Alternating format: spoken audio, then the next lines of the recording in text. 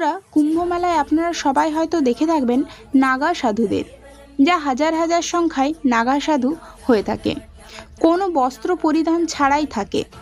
আর হয়তো আপনার মনেও কোনো না কোনো দিন এই প্রশ্ন এসেছে যে নাগা সাধু আসলে কিভাবে হয় এবং এনারা নির্বস্ত্র হয়ে কিভাবে থাকেন।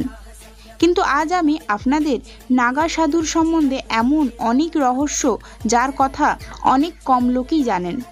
আপনি অনেক জায়গায় দেখে থাকবেন অনেক সাধুকে, যা অতি সহজে ও সাধারণভাবে দেখা যায়, তবে নাগা সাধু এত সহজে দেখতে পাবেন না, কারণ কুম্ভ মেলার পর নাগা সাধু তাদের আখড়া তথা পাহাড়ের দিকে চলে যান, যেখানে অতি কঠোরতম তপস্যা করে থাকেন। তাহলে চলুন এবার জেনে নিই যে নাগা সাধু কোনো ব্যক্তি কিভাবে হয়। তার আগে বলি যে নাগা সাধু হওয়ার জন্য এক ব্যক্তিকে অনেক কঠিন পরীক্ষা ও অনেক অপেক্ষার পর কোনো ব্যক্তি নাগা সাধু হয়ে থাকেন। নাগা সাধু হওয়ার জন্য নবগতকে অনেক বছর পর্যন্ত ব্রহ্মচারী জীবন পালন করতে হয়।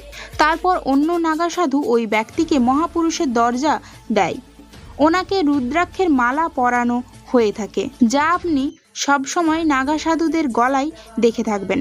তারপর ওই ব্যক্তিকে পিণ্ডদান করতে হয়। 24 ঘন্টার জন্য একটি জায়গায় বিবস্ত্র হয়ে দাঁড়িয়ে থাকতে হয়।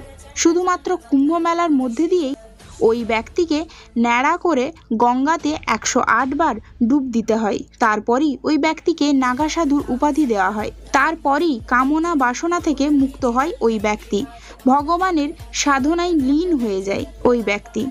তো বন্ধুরা, আশা করছি এই ভিডিওটা ভালো লেগেছে। আর যদি ভালো লেগে থাকে তাহলে অপেক্ষা কিসের করছেন? আপনিও কি চান যে আমিও সব কিছু ছেড়ে নাগা সাধু হয়ে যাই? যদি চান লাইক করবেন না, আর যদি না চান তাহলে ধাম করে একটা লাইক দিয়ে দেবেন।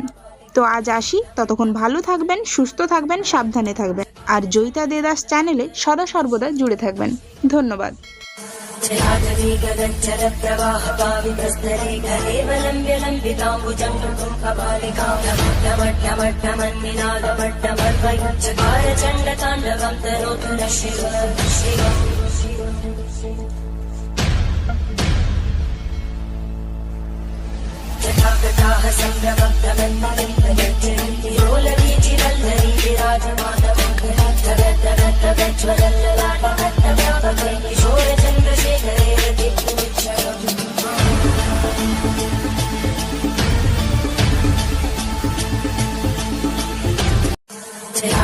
गगनचर प्रवाह पावितस्तरे घरे वलम्ब्य लम्बिताम्बुजं कपालिकां नमट्टमट्टमन्निनादमट्टमर्वयुच्चकार चण्डताण्डवं तनोतु नः शिव